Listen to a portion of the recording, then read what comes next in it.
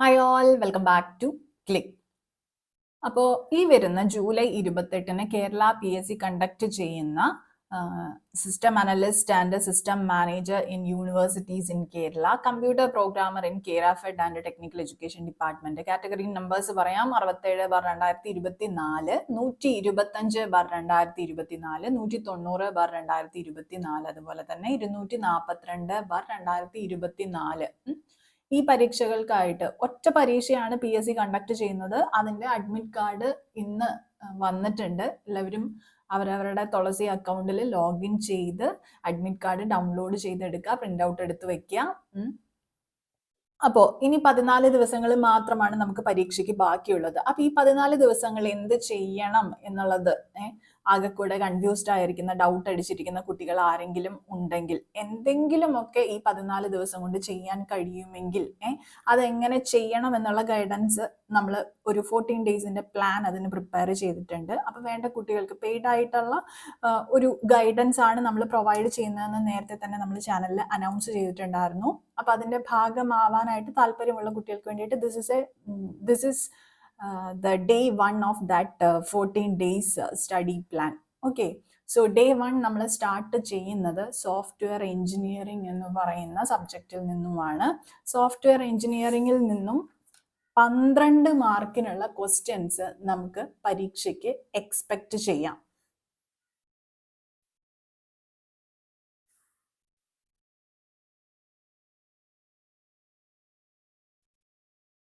Okay, അപ്പം നമ്മൾ ഈ ഒരു സ്റ്റഡി പ്ലാൻ നമ്മൾ പ്രൊപ്പോസ് ചെയ്യുന്നത് ലാസ്റ്റ് 2 ഇയേഴ്സിലെ, ആക്ച്വലി നമ്മൾ നേരത്തെ നമ്മുടെ ചാനൽ ഫോളോ ചെയ്തിരുന്ന കുട്ടികളാണെങ്കിൽ നിങ്ങൾക്ക് അറിയുമായിരിക്കും, നമ്മൾ സിലബസ് ബേസ്ഡ് ആയിട്ട് തന്നെ എല്ലാ സബ്ജക്ട്സും എല്ലാ ടോപ്പിക്സും വീഡിയോസ് ചെയ്തിട്ടുണ്ട്. അത് കവർ ചെയ്തിട്ടുണ്ട് ഓൾറെഡി. ഫ്യൂ ഡേയ്സ് ആയി അത് കംപ്ലീറ്റ് ആയിട്ട്. അപ്പം നിങ്ങൾ ഓൾറെഡി ചാനൽ ഫോളോ ചെയ്യുന്ന കുട്ടികളാണെങ്കിൽ നിങ്ങൾക്ക് അറിയുമായിരിക്കും. ഇല്ലെങ്കിൽ please to subscribe our channel. അതിനകത്ത് ഡിഫറെൻറ്റ് പ്ലേലിസ്റ്റ് ആയിട്ട് തന്നെ സിലബസ് വൈസ്, സബ്ജക്റ്റ് വൈസ് നമ്മൾ കണ്ടൻസ് ചെയ്തിട്ടുണ്ട്.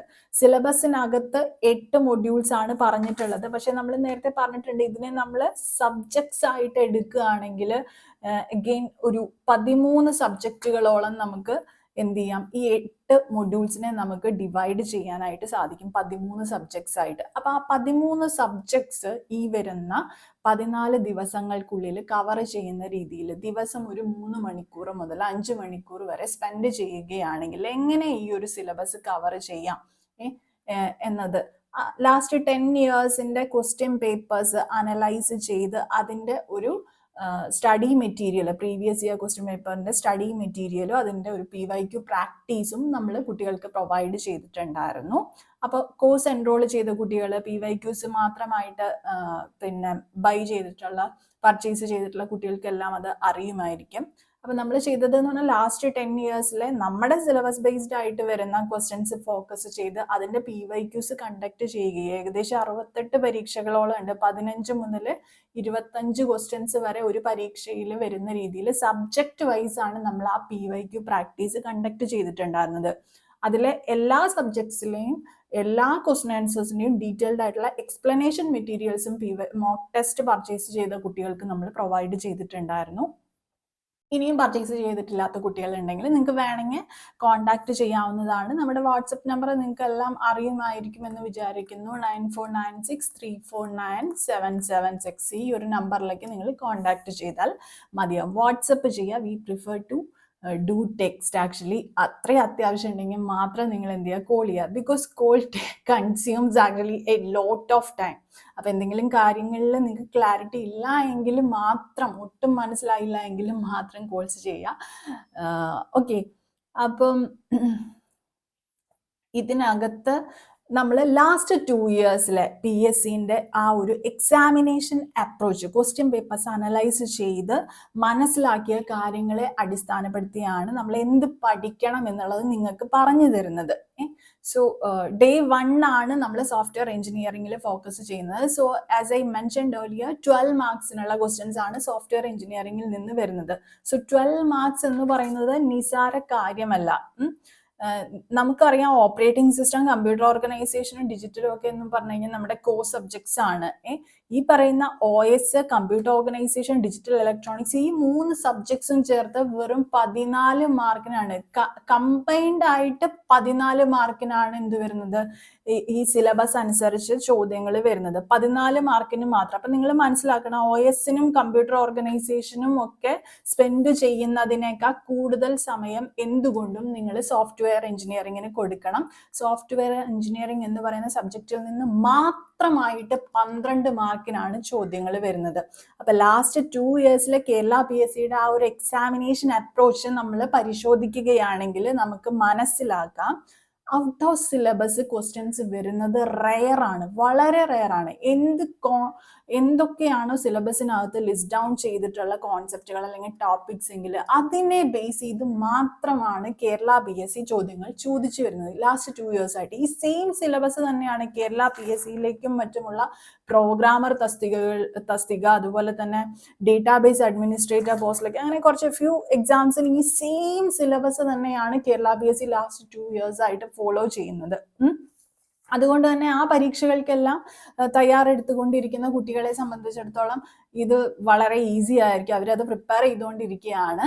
എങ്കിലും അല്ലാത്ത കുട്ടികളുണ്ടെങ്കിൽ നിങ്ങളത് ഫോളോ ചെയ്യുന്ന കുട്ടികളാണെങ്കിൽ കൂടെ ഈ ഒരു 14 ദിവസം എന്ത് റിവിഷൻ ചെയ്യണം, എങ്ങനെ റിവിഷൻ ചെയ്യണം എന്നുള്ള ഒരു ഐഡിയ നിങ്ങൾക്ക് ഈ വീഡിയോയിൽ നിന്ന് കിട്ടും എന്ന് തന്നെ ഞാൻ വിചാരിക്കുന്നു.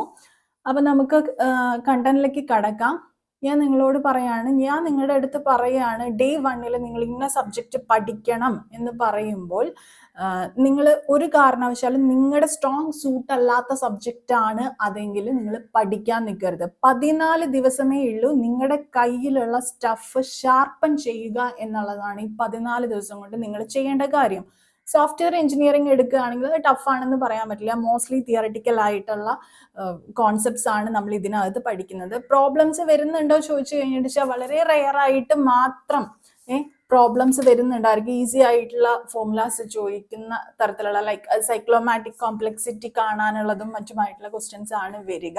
Cyclomatic complexity, that's important. അത് നമ്മൾ ഡിസ്കസ് ചെയ്യാം. സോ ഇതാണ് നമ്മുടെ കേരള PSCയിൽ സോഫ്റ്റ്വെയർ എഞ്ചിനീയറിംഗിന്റെ സിലബസ് എന്ന് പറയുന്നത്. സോ ഫ്യൂ ടോപ്പിക്സ് കൊടുത്തിട്ടുണ്ട്. നമുക്ക് ഇതിനെ ഒന്ന് എന്ത് ചെയ്യാം, മൊഡ്യൂൾസ് ആയിട്ട്, ഈ ഒരു സബ്ജക്റ്റിനെ മൊഡ്യൂൾസ് ആയിട്ട് ഒന്ന് ഡിവൈഡ് ചെയ്യാം. ഓക്കെ, നോക്കൂ കേട്ടോ. മൊഡ്യൂൾസ് ആയിട്ട് ഡിവൈഡ് ചെയ്യുമ്പോൾ ഫസ്റ്റ് മൊഡ്യൂൾ എന്ന് പറയുന്നത് ഫോക്കസ് ചെയ്യുന്നത് സിസ്റ്റം എഞ്ചിനീയറിംഗ് ആൻഡ് പ്രോസസ്സിലാണ്.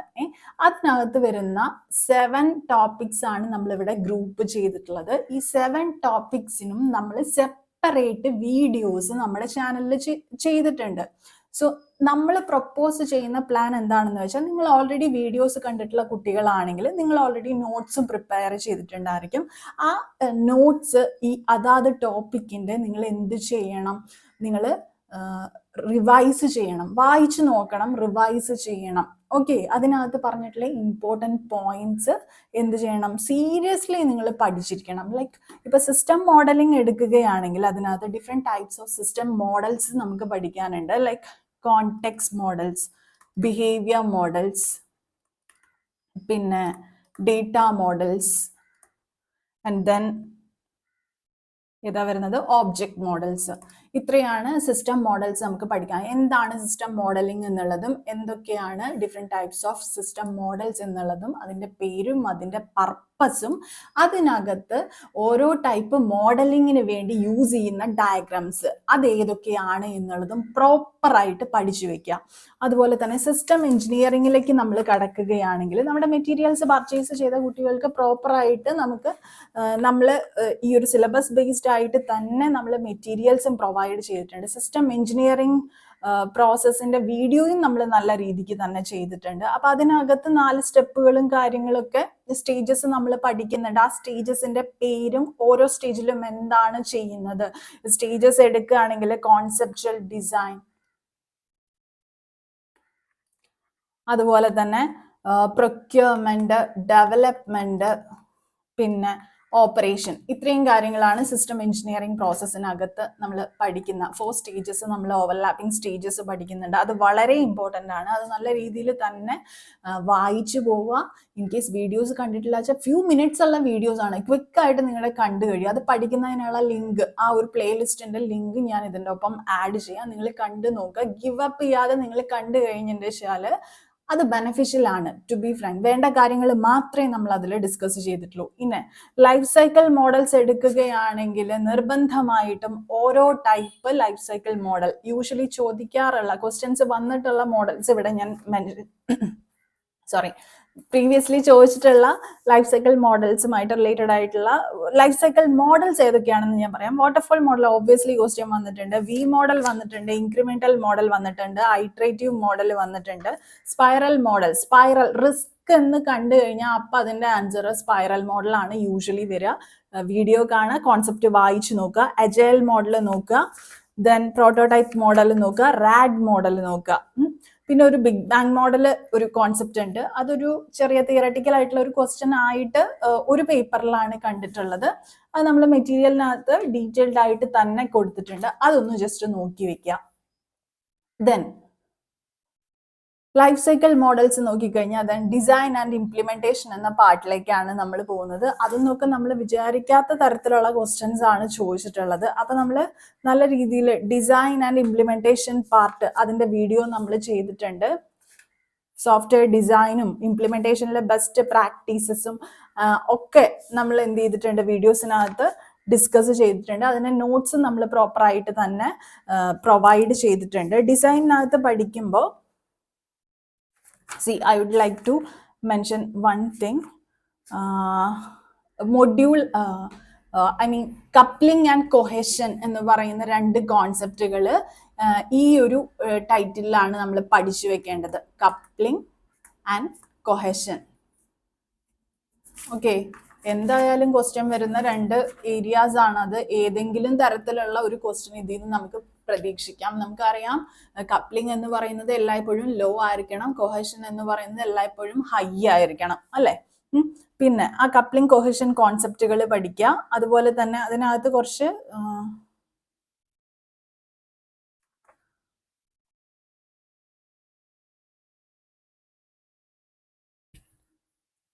ഇമ്പോർട്ടൻ്റ് ആയിട്ടുള്ള കോൺസെപ്റ്റുകൾ നമ്മൾ ഡിസ്കസ് ചെയ്യുന്നുണ്ട്. അത് നോക്കാനായിട്ട് മറക്കരുത്. ദെൻ വാലിഡേഷൻ എന്ന് പറയുന്ന കോൺസെപ്റ്റ് നമ്മൾ ഡിസ്കസ് ചെയ്യുന്നുണ്ട്. വാലിഡേഷനൊപ്പം തന്നെ വെരിഫിക്കേഷനും നമ്മൾ വീഡിയോയ്ക്കകത്ത് പറഞ്ഞു പോകുന്നുണ്ട്.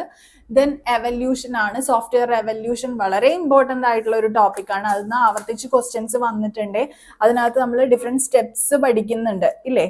സോഫ്റ്റ്വെയർ എവല്യൂഷൻ സ്റ്റെപ്സ് പഠിക്കുന്നുണ്ട്.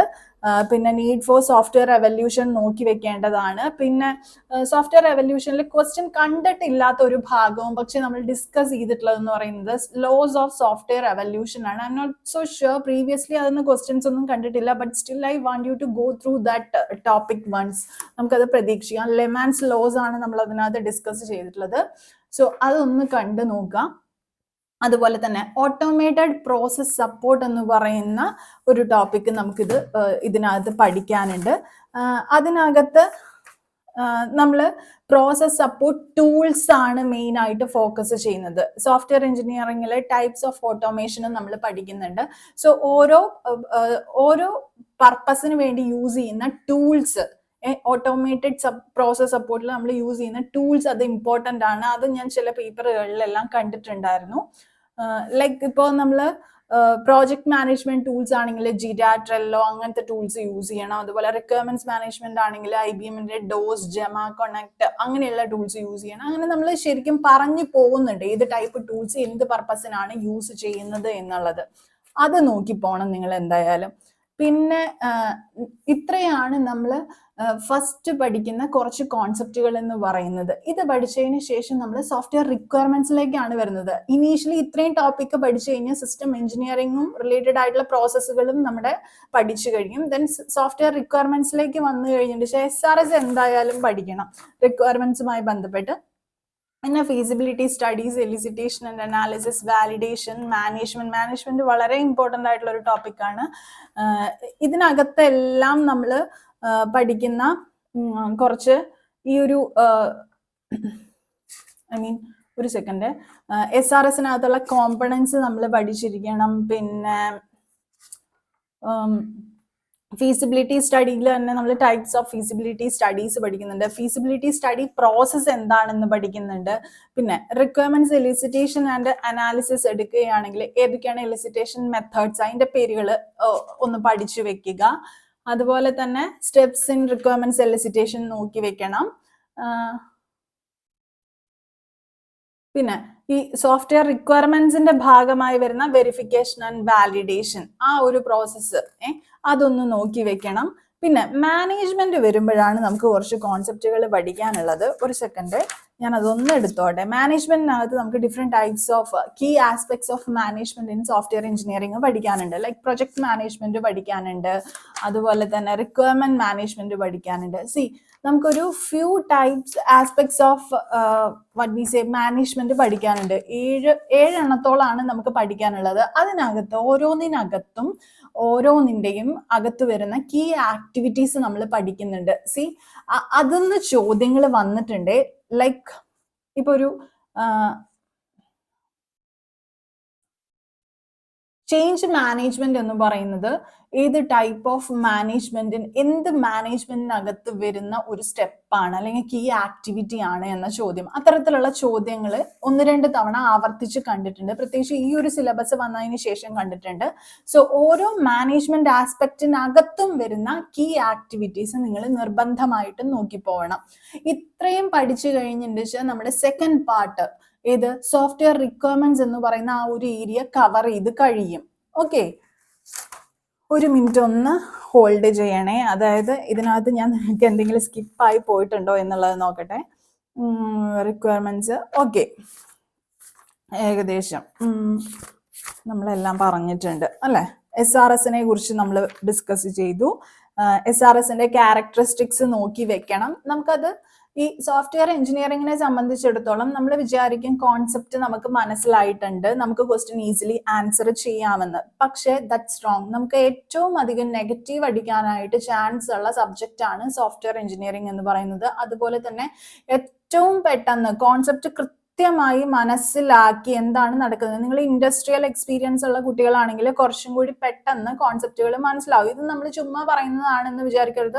ഇയേഴ്സ് ഓഫ് എക്സ്പീരിയൻസിൽ നിന്നാണ് നമുക്ക് ഓരോന്നിന്റെയും. ഓക്കെ, ഒരെണ്ണം കാണുമ്പോൾ തന്നെ, ഒരു ടൂള് കാണുമ്പോൾ തന്നെ, ഇപ്പൊ നമ്മൾ ഓട്ടോമേഷൻ സപ്പോർട്ട് ടൂൾസ് ആ ഒരു കാര്യം ഡിസ്കസ് ചെയ്തപ്പോൾ ഒരു ടൂള് കാണുമ്പോൾ തന്നെ അത് ഇന്ന പർപ്പസിനുള്ളതാണെന്നുള്ള ഇൻഡസ്ട്രിയൽ എക്സ്പീരിയൻസിൽ നിന്നാണ് അത് കിട്ടുള്ളൂ. ഓക്കെ, അപ്പൊ സിമിലർലി ഈ സോഫ്റ്റ്വെയർ എഞ്ചിനീയറിംഗിനകത്ത് പഠിക്കുന്ന കോൺസെപ്റ്റ്സ് എന്ന് പറയുന്നത് നമുക്ക് തറോ ആയിട്ട് ഉള്ളിൽ അങ്ങ് നിൽക്കുന്ന നമ്മൾ ആ പ്രോസസ്സിൽ കൂടെ കടന്നു പോയിട്ടുണ്ടെങ്കിലാണ്. ഇൻഡസ്ട്രിയൽ എക്സ്പീരിയൻസ് ഉള്ള കുട്ടികളെ സംബന്ധിച്ചിടത്തോളം ഈ ഒരു സബ്ജക്ട് എന്ന് പറയുന്നത് നിങ്ങൾക്കുള്ള പോസിറ്റീവ്, നിങ്ങളുടെ സ്ട്രോങ് സൂട്ടാണിത്, നിങ്ങളുടെ സ്ട്രോങ് സൈഡാണ് സോഫ്റ്റ്വെയർ എഞ്ചിനീയറിംഗ് എന്ന് പറയുന്നത്. നെക്സ്റ്റ് മൊഡ്യൂളിനകത്ത് എന്ന് പറഞ്ഞാൽ സിസ്റ്റം മോഡൽസ് ആണ്. അത് നമ്മൾ ഇനീഷ്യലി ഫസ്റ്റ് പാർട്ടിൽ തന്നെ പഠിക്കുന്നുണ്ട്. സിസ്റ്റം മോഡൽസ്, അതായത് ഫസ്റ്റ് മൊഡ്യൂളിൽ നിങ്ങൾ നോക്കൂ, സിസ്റ്റം എഞ്ചിനീയറിംഗ് ആൻഡ് പ്രോസസ്സിനകത്തെ ഫസ്റ്റ് ടോപ്പിക് എന്ന് പറയുന്നത് സിസ്റ്റം മോഡലിംഗ് ആണ്. ഇതിനകത്ത് നമ്മൾ എല്ലാ മോഡൽസും പഠിക്കുന്നുണ്ട് ശരിക്കും. അപ്പോൾ ഇതിനകത്ത് തേർഡ് മൊഡ്യൂളിനകത്ത് പറയുന്നത് എന്ന് പറഞ്ഞു കഴിഞ്ഞാൽ ഈ മോഡൽസിനെ കുറിച്ച് ഉള്ള കുറച്ച് ഡീറ്റെയിൽഡ് ആയിട്ടുള്ള സ്റ്റഡിയാണ്. ഇത് നിങ്ങൾക്ക് കുറച്ച് previous year question papers answer ചെയ്ത് കഴിഞ്ഞാൽ ഈ ഭാഗത്ത് നിന്ന് എന്ത് ക്വസ്റ്റ്യൻസ് ആണ് വന്നിട്ടുള്ളത് എന്നുള്ളത് കൃത്യമായിട്ട് മനസ്സിലാവും.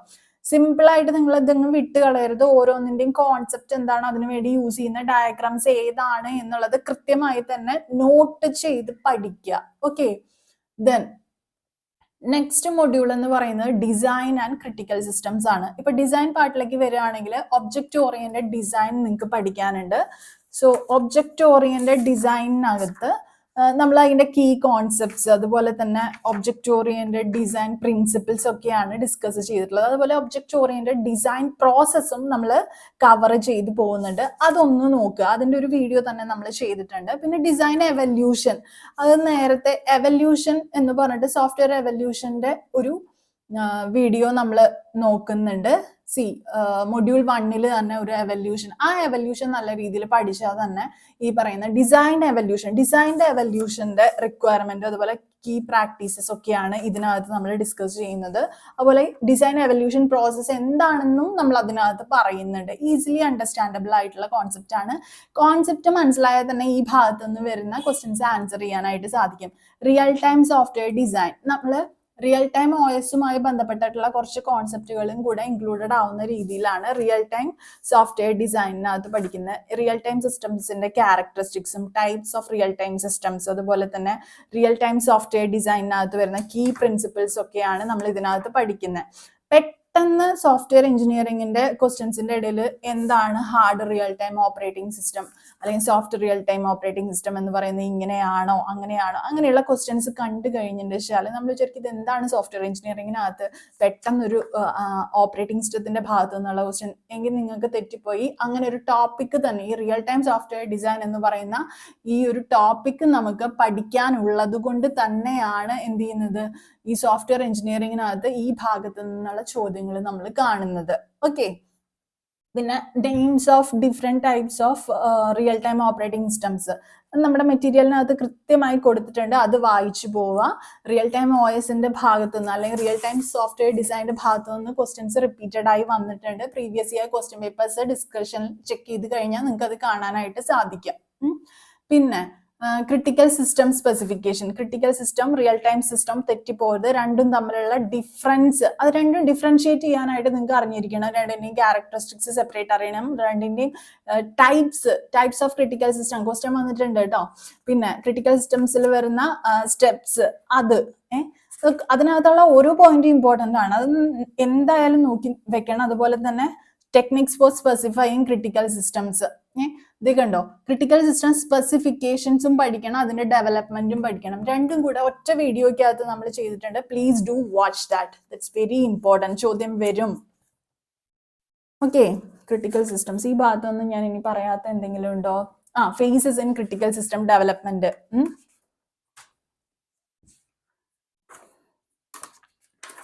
ഓക്കെ, അതൊന്ന് കവർ ചെയ്ത് കഴിഞ്ഞിട്ട് വെച്ചാൽ പെട്ടെന്ന് കഴിയും. ഈ സോഫ്റ്റ്വെയർ എഞ്ചിനീയറിംഗ് നമുക്ക് 12 മാർക്കിൽ 12 മാർക്കും കിട്ടിയില്ലെങ്കിൽ വേണ്ട, 10 മാർക്ക് എളുപ്പത്തിൽ നമുക്ക് സ്കോർ ചെയ്യാൻ പറ്റും. നെക്സ്റ്റ് 5th മൊഡ്യൂൾ എന്ന് പറയുന്നത് സോഫ്റ്റ്വെയർ ടെസ്റ്റിംഗ്. ഒറ്റ ലൈനേ ഉള്ളൂ സോഫ്റ്റ്വെയർ ടെസ്റ്റിംഗ്. പക്ഷെ ഇതിനകത്ത് ഒരുപാട് ടൈപ്സ് ഓഫ് ടെസ്റ്റിംഗ് നമുക്ക് പഠിക്കാനുണ്ട്. ലൈക്ക് എന്താ പറയുക, ഓട്ടോമേറ്റഡ് ടെസ്റ്റിംഗ് ഉണ്ട്, മാനുവൽ ടെസ്റ്റിംഗ് ഉണ്ട്. മാനുവൽ ടെസ്റ്റിംഗിൽ തന്നെ white box, black box, grey box. White box black ബോക്സും റിലേറ്റഡ് ആയിട്ടുള്ള ക്വസ്റ്റ്യൻ എന്തായാലും ഒരെണ്ണം വരും. അപ്പൊ അത് പഠിച്ചു വെക്കണം. അതിൽ തന്നെ ബ്ലാക്ക് ബോക്സ് തന്നെ നമുക്ക് ഡിഫറെന്റ് ആയിട്ട് ഫങ്ഷണൽ നോൺ ഫങ്ഷണൽ ആയിട്ട് ക്ലാസിഫൈ ചെയ്യാം. അതിൽ ഫങ്ഷണലിന് few types of functional black box testing ഉണ്ട്, like unit testing, integration testing, system testing, end to end testing, അതുപോലെ ആക്സെപ്റ്റൻസ് ടെസ്റ്റിംഗ്. ഇതിനകത്ത് ഏത് ടെസ്റ്റിങ്ങിന് ശേഷമാണ് ഇന്റഗ്രേഷൻ ടെസ്റ്റിംഗ് എന്ന് ചോദിച്ചു കഴിഞ്ഞാൽ നമുക്ക് പറയാൻ അറിയണം. യൂണിറ്റ് ടെസ്റ്റിങ്ങിന് ശേഷമാണ് ഇന്റഗ്രേഷൻ ടെസ്റ്റിംഗ് വരുന്നത്, അതിനുശേഷമാണ് സിസ്റ്റം ടെസ്റ്റിംഗ് വരുന്നത്. അപ്പൊ നമുക്ക് എങ്ങനെ ഓർത്ത് വെക്കാം, UIS എന്നും പറഞ്ഞിട്ട് UIS unit testing, integration testing, അതുപോലെ തന്നെ സിസ്റ്റം ടെസ്റ്റിംഗ്. അങ്ങനെയുള്ള കുറച്ച് ടിപ്സ് ഇങ്ങനെ ആലോചിച്ച് വെക്കുക ഈ സിസ്റ്റം ടെസ്റ്റിങ്ങുകളും കാര്യങ്ങളും ഒക്കെ പഠിക്കുമ്പോൾ. അതുപോലെ തന്നെ നോൺ ഫങ്ഷണൽ ആയിട്ടുള്ള കാര്യങ്ങൾ, കോമ്പാറ്റബിലിറ്റി, യൂസബിലിറ്റി, പെർഫോമൻസ്, അങ്ങനെയുള്ള കാര്യങ്ങളൊക്കെയാണ് നോൺ ഫങ്ഷണൽ ടെസ്റ്റിങ്ങിൽ വരുന്നത്. അത് പഠിച്ചു വെക്കുക. ഓക്കെ, ടെസ്റ്റിങ്ങിനകത്ത് കുറച്ച് ബ്രോഡാണ്, പക്ഷെ ആ ക്ലാസിഫിക്കേഷൻ പ്രോപ്പർ ആയിട്ട് ആ ഒരു ട്രീ സ്ട്രക്ചർ പോലെ തന്നെ നമ്മൾ വീഡിയോയ്ക്ക് അത് ഡിസ്കസ് ചെയ്തിട്ടുണ്ട്. Please do watch that. Okay, നിങ്ങൾ ഈ ഡേ 1 കണ്ടന്റ്സ് ഒന്ന് ഈ പറഞ്ഞ പോലെ വീഡിയോസ് ഒന്ന് കണ്ടു നോക്കുക. വീഡിയോസ് കണ്ടതിന് ശേഷം സാധിക്കുമെങ്കിൽ നിങ്ങളുടെ കൈവശം പ്രീവിയസ് ഇയർ ക്വസ്റ്റ്യൻ പേപ്പർ ഇരിക്കുന്നുണ്ടെങ്കിൽ സോഫ്റ്റ്വെയർ എഞ്ചിനീയറിംഗിന്റെ ഭാഗം മാത്രം ആൻസർ ചെയ്യാം. നമ്മുടെ മെറ്റീരിയൽ വാങ്ങിച്ചിട്ടുള്ള കുട്ടികളാണെങ്കിൽ അവരുടെ കൈവശം പ്രീവിയസ് ഇയർ ക്വസ്റ്റ്യൻ പേപ്പേഴ്സിന്റെ സൊല്യൂഷൻ ഉൾപ്പെടെ അതിനകത്ത് ഇൻക്ലൂഡ് ചെയ്തിട്ടുണ്ട്. ഒന്ന് വായിച്ചു നോക്കിയാൽ അറിയാം നമ്മുടെ വീഡിയോയിൽ ഡിസ്കസ് ചെയ്തതിന്റെ എത്ര ശതമാനത്തോളം ആ പേപ്പറുകളിൽ വരുന്ന ക്വസ്റ്റ്യൻസ് നമ്മൾ ഡിസ്കസ് ചെയ്തിട്ടുണ്ട്, കോൺസെപ്റ്റുകൾ എന്നുള്ളത് നിങ്ങൾക്ക് മനസ്സിലാവും. നിങ്ങൾ ഈ ഡേ 1 അങ്ങനെ ഒന്ന് ചെയ്ത് നോക്കൂ. നിങ്ങൾ സക്സസ്ഫുൾ ആവുകയാണെങ്കിൽ മാത്രം ഡേ 2ലേക്ക് കിടക്കുക. ഇല്ലെങ്കിൽ ഈ ഒരു സ്ട്രാറ്റജി ഇവിടെ വെച്ച് കട്ട് ചെയ്യുക. നിങ്ങൾ ഫോക്കസ്ഡ് ആയിട്ട് നിങ്ങൾക്ക് ഫേവറബിൾ ആയിട്ടുള്ള രീതിയിൽ, നിങ്ങൾക്ക് ഫാസ്റ്റ് ആയിട്ട് കോൺസെപ്റ്റുകൾ പഠിക്കാവുന്ന രീതിയിൽ എന്ത് ചെയ്യുക, അങ്ങനത്തെ ഒരു അപ്രോച്ച് മാത്രം ഈ 14 ഡേയ്സിൽ നിങ്ങൾ ഫോളോ ചെയ്യുക. ഇപ്പോൾ ഈ സോഫ്റ്റ്വെയർ എഞ്ചിനീയറിംഗ് ഇത്രയും ഒരു തിയററ്റിക്കൽ ആയിട്ടുള്ള ഒരു പേപ്പർ ആയതുകൊണ്ടാണ് എല്ലാ ടോപ്പിക്സും കവർ ചെയ്യുന്ന രീതിയിൽ തന്നെ ഇത് നിങ്ങൾക്ക് പഠിച്ചു തീർക്കാൻ പറ്റും എന്നുള്ളത് കൊണ്ടാണ് ഇതെല്ലാം ഞാൻ ഇതിനകത്ത് ലിസ്റ്റ് ഡൗൺ ചെയ്തിട്ടുള്ളത്. നിങ്ങൾ ഇതിന്റെ വീഡിയോസ് കണ്ടു നോക്കുക. ദെൻ മെറ്റീരിയൽസ് ഉണ്ടെങ്കിൽ വെരി വെൽ, മെറ്റീരിയൽ ജസ്റ്റ് എന്ത് ചെയ്താൽ മതി, മറച്ചു നോക്കിയാൽ മതി. വീഡിയോ കണ്ടു കഴിഞ്ഞതിന് ശേഷം നിങ്ങൾക്ക് കോൺസെപ്റ്റുകളെല്ലാം അവിടെ ലിസ്റ്റ് ഡൗൺ ചെയ്ത് കാണും. ദെൻ എന്ത് ചെയ്യാം, നിങ്ങളുടെ കയ്യിൽ പ്രീവിയസ് ഇയർ ക്വസ്റ്റ്യൻ പേപ്പർ ഉണ്ടെങ്കിൽ എടുക്കുക. ജസ്റ്റ് 1 by 1 ആയിട്ട് ആൻസർ ചെയ്ത് നോക്കുക. ഒരു പോയിന്റ് ഞാൻ പറയാനായിട്ട് മറന്നു. പ്രോബ്ലംസ് വരികയാണെങ്കിൽ തന്നെ ഇതിനകത്ത് സൈക്ലോമാറ്റിക് കോംപ്ലക്സിറ്റി എന്ന് പറയുന്ന ഒരു കോൺസെപ്റ്റ് ഉണ്ട്. അതിൽ നിന്ന് മാത്രമായിരിക്കും ക്വസ്റ്റ്യൻ വരുന്നുണ്ടായിരിക്കുക.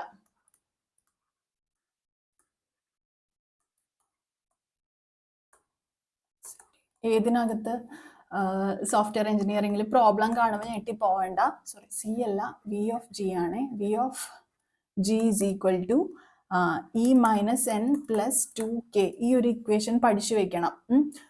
ഇത് ചോദിച്ചിട്ടുണ്ട്. ഈ സൈക്ലോമാറ്റിക് കോംപ്ലക്സിറ്റിക്ക് ഡിഫറെന്റ് ടൈപ്സ് ഓഫ് ഫോർമുലാസ് ഉണ്ട്. ലൈക്ക് ഈ ഒരു ഫോർമുല യൂസ് ചെയ്യാം. This is equal to p+1 എന്ന് പറയുന്ന ഒരു ഫോർമുല യൂസ് ചെയ്യാം. അതുപോലെ തന്നെ this is equal to number of regions എന്ന് പറയുന്ന ഒരു കോൺസെപ്റ്റ് ഉണ്ട്. ഇത് ഒരു എക്സാമിന് ചോദിച്ചതെന്ന് പറഞ്ഞിട്ട് ഈ 3 ഫോർമുലയും സെന്റൻസ് ആയിട്ട് തന്നിട്ടുണ്ട്. 4 പോയിന്റ്സ് നമുക്ക് തന്നിട്ടുണ്ട്. അതിൽ 3 പോയിന്റ്സ് എന്ന് പറയുന്നത് 3 സ്റ്റേറ്റ്മെന്റ്സ് എന്ന് പറയുന്നത് ഈ 3 ഫോർമുലാസ് ആയിരുന്നു. എന്നിട്ട് 4ാമത്തെ ഫോർമുല തെറ്റാണ്, കോൺസെപ്റ്റ് തെറ്റാണ്. ഇതിൽ കറക്റ്റ് ആയത് ഏത് എന്ന് ചോദിച്ചിട്ട് എന്ത് ചെയ്യുക? Option 1, 2, 3 only, option 1 only, option 1 and 2, option all of these, അങ്ങനെ 4 ഓപ്ഷനും തന്നിട്ടുണ്ട്. ഇതിനകത്ത് വരുന്ന ഈ ഒരു കോൺസെപ്റ്റ് നമ്മൾ നമ്മുടെ പ്രീവിയസ് ഇയർ ക്വസ്റ്റ്യൻ പേപ്പറിന്റെ ഡിസ്കഷനകത്ത് പ്രോബ്ലംസ് 3 തവണ അങ്ങോട്ട് വന്നിട്ടുണ്ട്. ഈ 2 വർഷത്തിനിടയ്ക്ക് 3 തവണ വന്നിട്ടുണ്ട് ഈ ഒരു കോൺസെപ്റ്റ്. സോ ഈ ഒരു കോൺസെപ്റ്റ് നിർബന്ധമായിട്ടും പഠിക്കാതെ, ഞാൻ വിട്ടുപോയതുകൊണ്ടാണ് ഇത് പറഞ്ഞത്. അതുപോലെ സ്പൈറൽ കണ്ടു കഴിഞ്ഞാൽ റിസ്ക് ആണ് എന്നുള്ളത് ആലോചിക്കുക. റിസ്ക് മാനേജ്മെന്റ് കണ്ടു കഴിഞ്ഞാൽ സ്പൈറൽ മോഡലാണ് എന്നുള്ളത് ആലോചിച്ച് വയ്ക്കുക. അതുപോലെ തന്നെ ഡേറ്റ ഫ്ലോ ഡയഗ്രാംസിനകത്ത് വരുന്ന സിമ്പിൾസ് ഏതൊക്കെയാണ്? പ്രോസസ് ആണെങ്കിൽ നമ്മൾ ഏത് സിമ്പിളാണ് യൂസ് ചെയ്യുന്നത്? പ്രോസസ് ആണെങ്കിൽ സിംപ്ലി, ഒരു മിനിറ്റ്, എൻ്റെ പെന്ന് കാണുന്നില്ല ഇതിനകത്ത്. ഓക്കെ, പ്രോസസ് ആണെങ്കിൽ സിമ്പിൾ സർക്കിൾ ആണ് നമ്മൾ യൂസ് ചെയ്യുന്നത്. ഡേറ്റ ഫ്ലോ ആണെങ്കിൽ നമ്മൾ ആരോ യൂസ് ചെയ്യും. ഡേറ്റ സ്റ്റോർ ആണെങ്കിൽ നമ്മൾ എന്ത് ചെയ്യും? 2 പാരലൽ ലൈൻസ് യൂസ് ചെയ്യും. എക്സ്റ്റേണൽ എൻറ്റിറ്റി ആണെങ്കിൽ നമുക്കൊരു വേണമെങ്കിൽ ഒരു റെക്ടാംഗിൾ യൂസ് ചെയ്യാം, അല്ലെങ്കിൽ നമുക്കൊരു സ്റ്റിക്ക് ഫോർമാറ്റിലുള്ള ഒരു ഹ്യൂമൻ ബീയിങ്ങോ whatever we want to use, അങ്ങനെ യൂസ് ചെയ്യാം. ഓക്കെ, പിന്നെ നമുക്ക് ഇതിനകത്ത് പഠിക്കാനുള്ളത് ഏറെക്കുറെ ഈ കാര്യങ്ങളൊക്കെ തന്നെയാണ്. സോഫ്റ്റ്വെയർ ടെസ്റ്റിങ്ങിലെ കാര്യങ്ങൾ നമ്മൾ പറഞ്ഞു. മെയിൻ്റനൻസ് നമുക്കില്ല.